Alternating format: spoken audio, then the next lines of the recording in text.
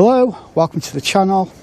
Today we're going to be looking at fitting a new touring screen and comparing 3 different touring screens on the Benelli TRK 502X. But before we do, roll the credits.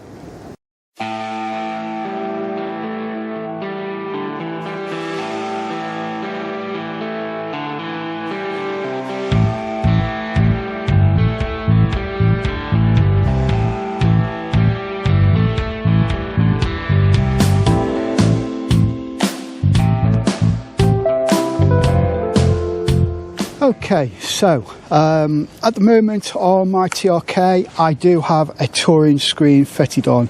This is the Puig touring screen. It is 55 centimeters from the top down to the lowest point, and although it's a very good screen, it does offer a lot of protection. I find that the top of the screen is just a little bit too high, and I'm either trying to stretch to peer over or I'm looking through it. It really aggravates me being in my eye line. When I actually bought this screen, I opted for the slightly tinted screen as well, which I regret now, because a lot of the time I am actually looking through the screen, and at night when it's raining it's very difficult to see through the screen in those circumstances. The original screen that I had on the bike, which is the manufactured screen, as you can see, it is a lot smaller, and for me this screen just did not offer enough protection at all. You've got a lot of turbulence, a lot of wind blast when you were travelling at motorway speeds. It made the bike very uncomfortable to ride with my body stature and my height. I think that this screen is 40 centimeters from the top to the lowest point. So what I've needed to do, I've had to go out and try and source a screen in between the two so that I get that perfect height. And I've been looking for quite a long time and haven't been able to find one. However, I've come to a screen from WRS. Okay, so this is the screen from WRS, and this is 45 centimeters. So it's 5 centimeters higher than the standard screen, and it is 10 centimeters smaller than the Puig screen. So for me, this screen is going to be, hopefully, the perfect size. Now, I've already started removing the screws. It's a very simple thing to remove the screen off a TRK. It's just 8 screws with Allen key head fixings and a 10mm bolt on the rear. So it's very simple. We only need 2 tools. We just need a Allen key and a 10mm ring spanner on the back, and you only need the ring spanner for 4 of the bolts, as the other 4 bolts screw directly into the accessory bar that's already fastened to the bike. The screen has rubber mounting rings in between the screw heads, and that just helps stop the screen vibrating, and it also keeps the bolts nice and secure so that they don't vibrate free. When you do replace the bolts, don't over tighten them. As I said, the rubber mountings hold them in place, and if you over tighten them, you'll either crack the screen or you'll strip the thread. Okay, so I'll get this removed and we'll go straight on to fitting the new screen. Okay, so as you can see, these are the rubber grommets that stop the vibration, and inside the rubber grommets there are metal inserts, like little metal cups, 4 of them. So remove the metal cups.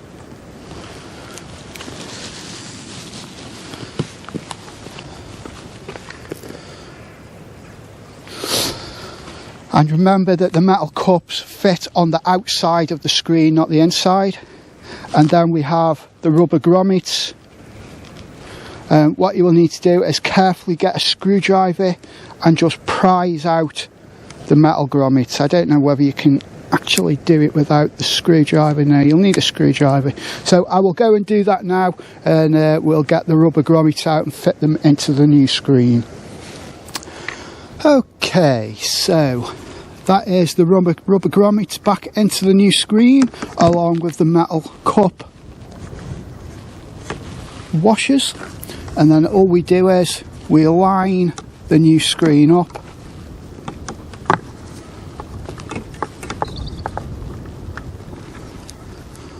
and we start securing it by replacing the Allen screws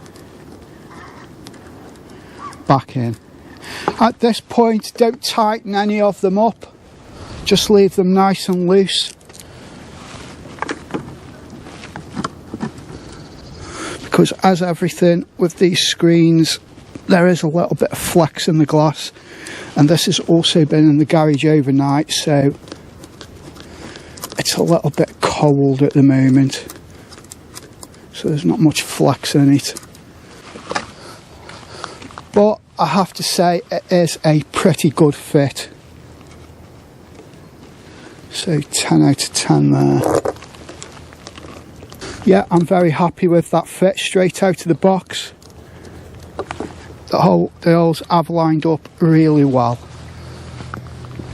Again, as with anything like this, if the screw doesn't go in first time, just jiggle it about, make sure that you don't cross thread anything. Very, very important when fitting these Perspex screens, don't force anything. It's so easy to split the screen, so just be really, really gentle with it. Okay, so that's the new screen fitted. Just got to clean it up where I've got all my smudgy fingers on it. It's nice and secure, very happy with it. The handguard just does on full lock, it just touches the side of the screen, but it used to do that on the Puig one as well. And here you can see the difference, you know, that there's a good difference. So you're talking around about that much difference in real estate on the screen. So hopefully it should be a lot better, it won't be in my eye line, and it should be a good screen all over. So that's the new WRS screen fitted. If you've enjoyed the video, please give it a thumbs up. Please subscribe, you do the channel a massive favour. The more subscribers I can get, the more of these videos that I can make. Just want to point out that I'm not affiliated to WRS or any of the products in this video. I just go out like a normal punter and buy all my stuff out of my own pocket. As soon as we're able to get out on the bike, I will give an update on what the wind protection is like, on how the screen performs in the real world. So thank you very much for watching. All that's left to say is Bike Rider Reviews out.